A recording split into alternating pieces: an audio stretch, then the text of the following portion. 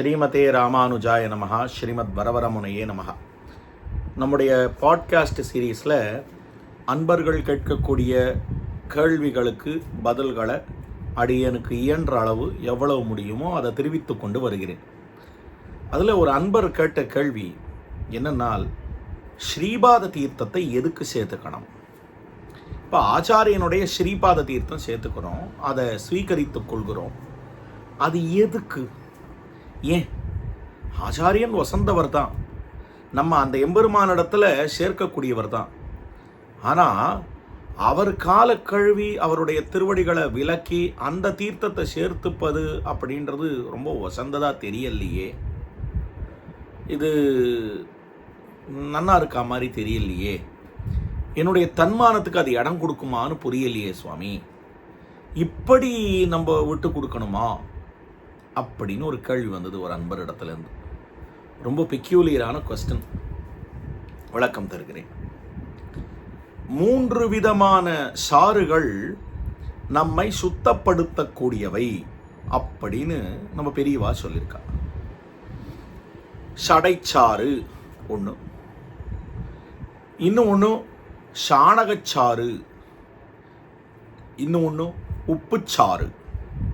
சடைச்சாறு அப்படின்னா இந்த பிரம்மாவின் கமண்டலத்திலிருந்து பெருமான் திருவடிகளிலே பட்டு பரமசிவனார் சடையிலே ஏறி பொறுப்பாடு இந்த பூமிக்கு வந்தது இல்லையா, கங்கை, அதுதான் சடைச்சாறு அப்படின்னு பேர்.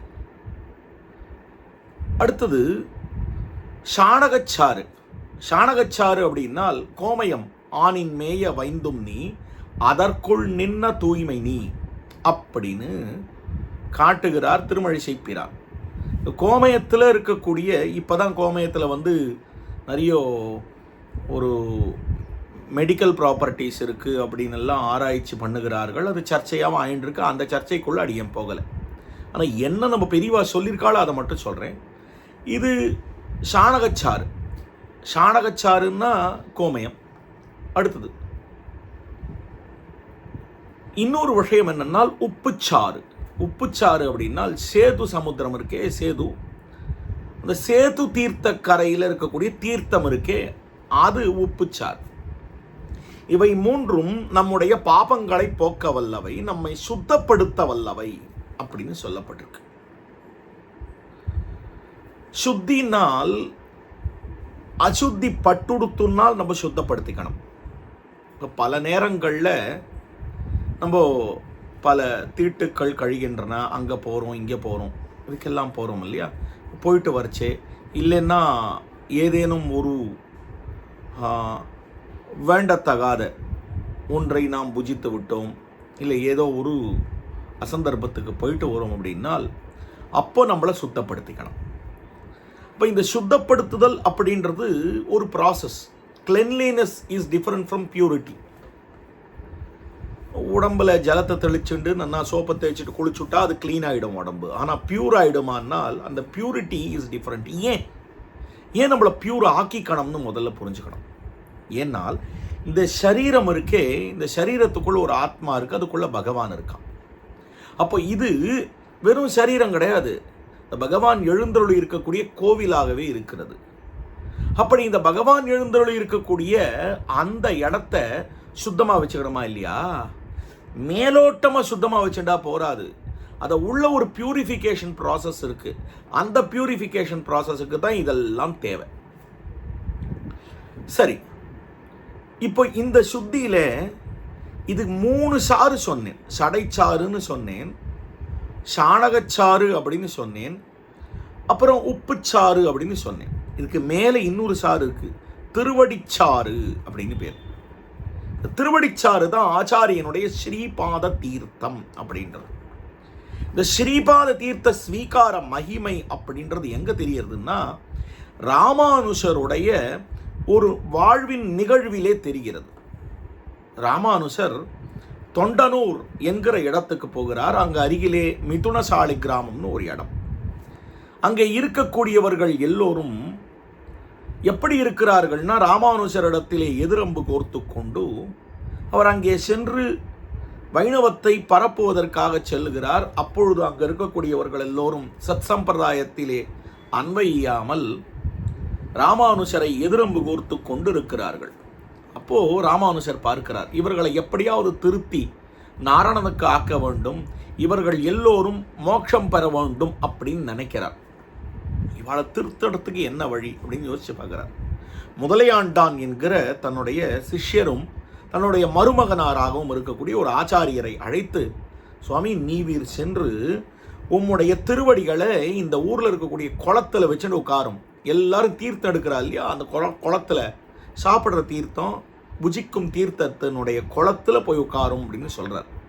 இந்த திருவடிகளை கொண்டு போய் அங்கே வச்சுட்டு உட்கார்றாரு கொஞ்ச நேரம்.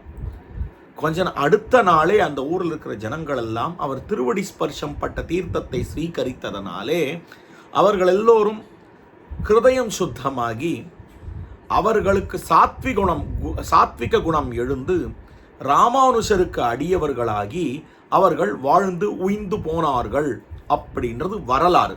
இன்னைக்கு அந்த குளம் இருக்கு மிதுனசாலை கிராமத்தில்.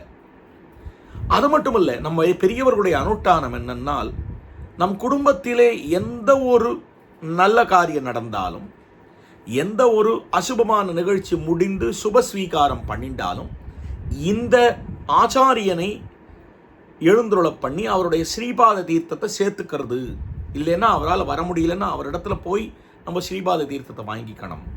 அது மட்டுமல்லாமல் கோஷ்டி நடந்ததேயானால், அதாவது அருளிச் செயலை சேவிப்பது, இது ரெண்டும் சுத்தப்படுத்தும். அருளிச் செயலை சேவித்தால், அருளிச் செயல்னா ஆழ்வாருடைய திவ்ய பிரபந்தங்கள், அத்தியாபக சுவாமிகளை அழைத்து அவர்களை அருளிச் செயல் சேவிக்க வைத்து அவர்களிடத்திலே ஏதேனும் ஒரு சிரேஷ்டரான சுவாமியை தேர்ந்தெடுத்து அவருடைய திருவடிகளில் இருக்கக்கூடிய தீர்த்தத்தை ஸ்வீகரிக்கணும், ஸ்ரீபாத தீர்த்தத்தை சேர்த்துக்கணும். இதை சேர்த்துக்கலனால் எந்த நிகழ்வும் முடிவடையாது அப்படின்னு நம்ம பெரியவா காட்டியிருக்கா. ஏன்னா அந்த ஸ்ரீபாத தீர்த்தம் இவர்களுக்கு ஏற்பட்ட அசுத்திகளை எல்லாம் போக்கி சுத்தமாக்குகிறது. வெளிநாட்டுக்கு போயிட்டு வருவா, இப்போ மிலேச்ச பூமிக்கு போயிட்டு வந்தோமே, அடுத்த நாள் தங்களை எப்படி சுத்தப்படுத்திக்கிறதுனா பல பேர் கோமயம் சாப்பிட்டு இருக்கா.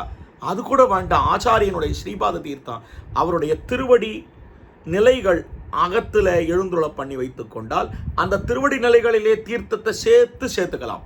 அந்த ஸ்ரீபாத தீர்த்தம் முடிஞ்ச ஆச்சாரியனை சேவிச்சுட்டு ஸ்ரீபாத தீர்த்தத்தை சேர்த்துன்னு மற்ற வேலை பார்த்துக்கலாம். இப்படி நித்தியம் ஸ்ரீபாத தீர்த்தம் சேர்த்துண்டா என்ன பலன் அப்படின்னா சாத்விக குணம் வளரும். இது கண்கூடாக பார்த்த நிகழ்வு. ஆச்சாரியனுடைய ஸ்ரீபாத தீர்த்தத்தை சேர்த்துக்க சாத்விக குணம் வளரும். எப்படி சுவாமி வளரும் அப்படின்னா, நான் நான் நான் அப்படின்ற அகங்காரம் எல்லாருக்குமே இருக்கு. இந்த நான் அகங்காரம் எப்போ தொலையும் அப்படின்னா, இன்னொருத்தரை நெடுஞ்சான் நடையாக விழுந்து சேவிக்கிற போது தலை வணங்குகிறார். இவர் காலில் விழறமேன்ற எண்ணம் இல்லாமல் அவர் காலில் விழறான்.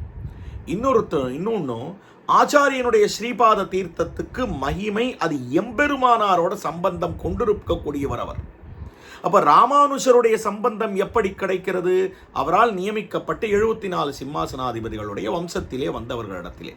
அப்போ இந்த சம்பந்தம் நேர எம்பெருமானார் இடத்துல ஒரு சம்பந்தத்தை கொடுக்கிறது, நமக்கு சுத்தத்தை ஏற்படுத்துகிறது. இது ஒன்று.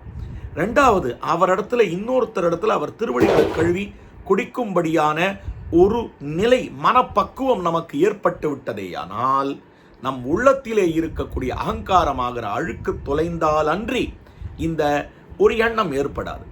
அதனால ஸ்ரீபாத தீர்த்தம் அப்படின்றது நம்ம எல்லாரையும் சுத்தப்படுத்தக்கூடியது.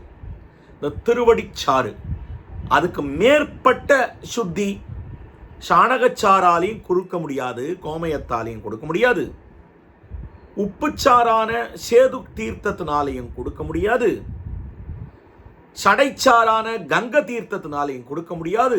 இதெல்லாத்தையும் வசந்தது ஆச்சாரியனுடைய ஸ்ரீபாத தீர்த்தம்.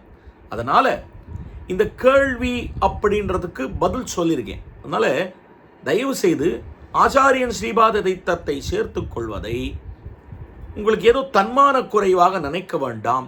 அதுபோல ஒரு பிரசாதம் கிடையாது என்பதை நினைத்து பிரதிபக்தியோடே அந்த ஸ்ரீபாத தீர்த்தத்தை சேர்த்துக் கொள்வது. அது மட்டுமல்லாமல் குடும்பத்திலே எந்த விதமான சுக நிகழ்வுகள் நிகழ்கிற போது அப்பொழுது அருளிச் செயல் கோட்டியிலே அந்த கோட்டியிலே இருக்கக்கூடிய ஒரு மகனீயரை எழுப்பி அவர் திருவடிகளிலே தீர்த்தத்தை சேர்த்து கொள்ள வேண்டியது. இதெல்லாம் சுத்தப்படுத்தும். அது இல்லாமல், ஸ்ரீபாத தீர்த்தம் இல்லாமல் எந்த சுப நிகழ்ச்சியோ, எந்த சுப ஸ்வீகாரங்களோ, எந்த விதமான திருவத்தியனமோ, இல்லைன்னா எந்த விதமான அருளிச்செயல் கோட்டி சீமந்தத்துக்கு முன்னாலேயோ உபநயனத்துக்கு முன்னாலேயோ பண்ணப்படுகிற அருளிச்செயல் கோட்டியோ, ததியாராதனங்களுக்கு முன்னால பண்ணக்கூடிய இந்த அருளிச்செயல் கோட்டியோ, சட்டியப்த பூர்த்திக்கு முன்னால பண்ணக்கூடிய அருளிச்செயல் கோட்டியோ ஸ்ரீபாத தீர்த்தம் இல்லாமல் நிறைவடையாது என்பதை ஸ்ரீ வைஷ்ணவர்களான நாம் புரிந்து கொள்ள வேண்டும் என்று சொல்லி, இதில் ஏதேனும் குத்தங்குறைகள் இருந்தால் க்ஷமிக்கும்படியான பிரார்த்தனையோடு அமைகிறேன். ஸ்ரீமதே ராமானுஜாய நமஹ. ஸ்ரீமத் வரவரமுனையே நமஹ.